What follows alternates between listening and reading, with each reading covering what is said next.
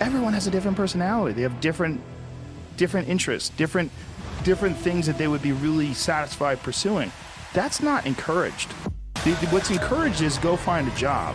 What's encouraged is go find some place that you can shove yourself into. Go find a square hole that you can stick your round peg and just jam it in there and shave down the top and the bottom so you slide in with all this extra space on the sides and feel like shit for the rest of your life because you need a job, because you're in debt, because you have credit cards, because you have student loans, because that's what everybody does. And so you do it too.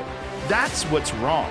What's wrong is that we don't give, it's like we let them figure it out on their own, and it fucking takes forever. It took forever for me. The only thing that I had going for me was that I was crazy, and that I'd been spending most of my high school years fighting, so that I was already so far outside of anybody that I was so weird. I didn't fit in anywhere. I was weird too, isn't that funny? I didn't feel like I had I knew one thing, I couldn't work like a regular job. Like I had to figure out something else. Because like there's the idea of, it was literally the idea of being in an office was like torture. The hinge point between what you just said is that you said, I couldn't stand this, I couldn't work the real job, I couldn't fit into this, so I did something, I had to find another way. A lot of people get stuck with the "so I had to find another way" part. I think the problem is, though, is that it would be great, for example, to have half your schooling, maybe at that young age, be a, sort of a Montessori model where you say, okay, we spent our time on reading, writing, and arithmetic. Now we want you to go around, and it has to be, you can't be playing video games unless playing video games is what you want to do for a living and you're going to be able to do some educational work on it. But I mean, I would love to see more of a fostering for the fact that, listen, we're trying to create entrepreneurs here rather than trying to create drone workers on the Amazon assembly line. Now, if you end up on the Amazon assembly line anyway, great, good for you. I'm glad you can bring some food home. But the goal ought to be to let you start a business and maybe employ a bunch of other people, you know? Yeah, and the goal would be to have less unhappy, dissatisfied people. Because it creates a more stable society. And, well, also happier. Yeah. It creates more satisfaction. The people that I know that get to do what they want to do for a living, it's not like their lives are completely happy. Everybody's going to face problems, no matter who you are. Absolutely. You know, what it was a Kanye West who said, do rich people have problems? They're just different problems. I mean, it's everybody's got these challenges. But like you said, there's not a lot more stressful than having a ton of credit card debt, wondering, you know, if you're going to lose your house, wondering how you're going to pay for your kids' education. I mean, all those things are soul-crushing. Not only that, because you're in debt, you get nervous, so it suppresses your ability to express yourself and take risks. Yep. Because you don't want to lose your gig. You don't want to, it's like, man, and you're tired. No way to live. You're tired. Yes. I mean, the one thing is, as you get older, I mean, it's funny because getting older is one of those things that you can only understand when you get there. So all through your life, you're going through these, God, isn't this the interesting part of being in your 30s or being in your 40s? So as I go into my 50s now, I'm sitting here going, energy is so under-talked about. Yeah. You know, the ability to, like my buddy who wrote me and said, you know, I feel like I screwed up my life. I didn't take enough chances. I played it safe and now I'm so unhappy. He says, and I just can't motivate myself at 50 years old anymore, energy-wise, to start over. Energy is underrepresented. Well, tell that guy he's got to fix his health. I knew you were going to say that. That's what it is. Your health is your engine. Yeah, your health is literally the chassis, the tires, the brakes, the engine of your vehicle that you move through this life with. And too many people don't pay attention to it. The lack of energy is a killer. And as you get older especially. It's not just that. It changes your ability to do things.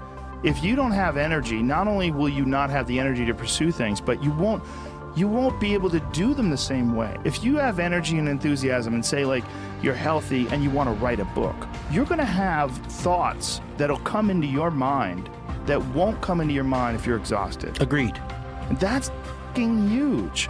That's huge for anything you're trying to pursue, whether we're talking about furniture making, whether we're talking about being an author, whatever it is. Let's talk about ideas for a minute, because I think that's another one. When we talk about small businesses or starting as an entrepreneur, I'm one of those people that is not sure that we don't have a finite number of ideas to each of us, and all of them are valuable enough, even if they don't appear to be on the surface, to write down. Yeah. Right? As a matter of fact, I went to a business meeting a couple years ago with one of these TV guys I was just talking about, and we go to this business meeting, and we're all on our phones and whatever. And he pulls out an old-fashioned journal that you write in, and he just starts writing. And I looked at that and I thought, in one sense, he looks like a dinosaur, but I went out and bought one. And now it's crazy how often, all I do is write ideas in it. And a lot of them I look back on now and I go, okay, that's still stupid. But other ones I look back on and go, God, I didn't know what this idea meant at the time, but 5 years later, this idea is really, I guess what I'm saying is that if you wanted to take almost like a religious view of it, God only gives you so many, write down and cherish the ideas. But there is something to that. Folks, what really is going to make you unique sometimes is the way your brain works differently than anyone's brain who's ever existed on the planet. That's valuable right there. Write down what comes out of the brain, because you capture those things. Yes, because capture if you don't capture them, they will slip away. And sometimes the idea isn't good until the second half arrives later, right? So idea number 1's in your book from 5 years ago. Idea number 2 that finally completes that idea arrives later. I mean, I had a friend who was so creative, and he said he gets the best ideas at night. So he just turns on the light at the side of the table, writes it down in the book, and by morning there's another idea down there. Yeah. And quantity has a quality all its own, and sometimes a book filled with interesting ideas out of your individual unique head will help you later on. So write them down. Yeah, you have There's no to. downside. I have an app on my phone where I can just, the Notes app. You ever use that? Sure. It has a little microphone. It's filled with I stuff. talk into that thing. I do too. And it dictates it really almost perfectly. So I'll have an idea and I'll just be driving down the road. I just press that button. I start talking into it and then I put it down. I got it. I got that one. I captured it. Think about people who had one fantastic idea in their life and built their whole life on it. Yeah. And you never know which idea that's going to be. And you know what? I was an improv. Again, you know more about this than I do, but I was a theater major for my first 2 years of college, and we did improv comedy.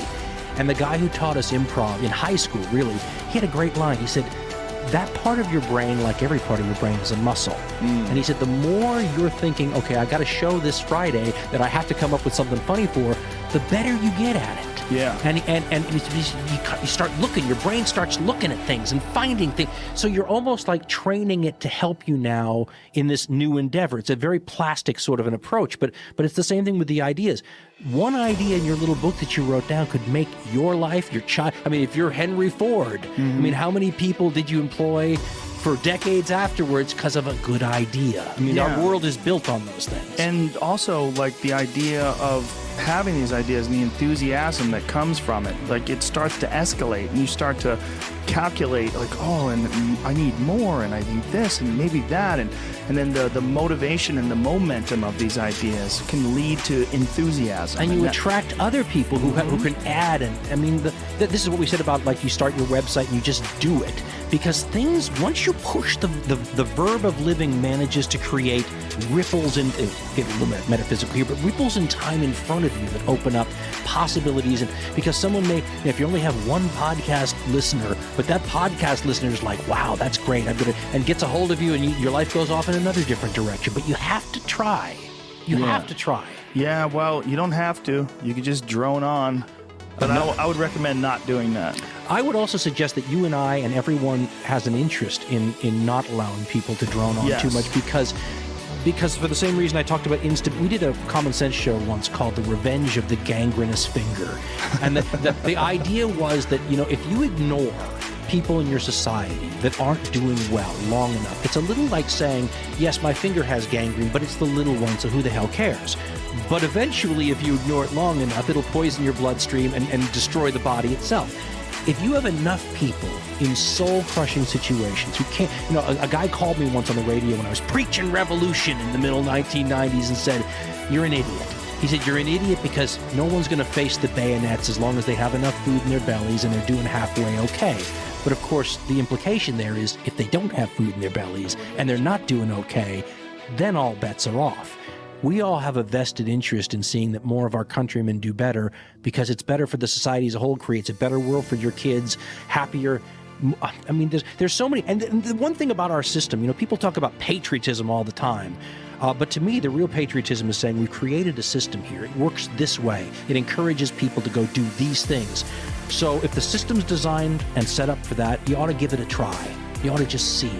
Yeah. You know? And the suggestion that I always give to people is write down things that you want to try to accomplish.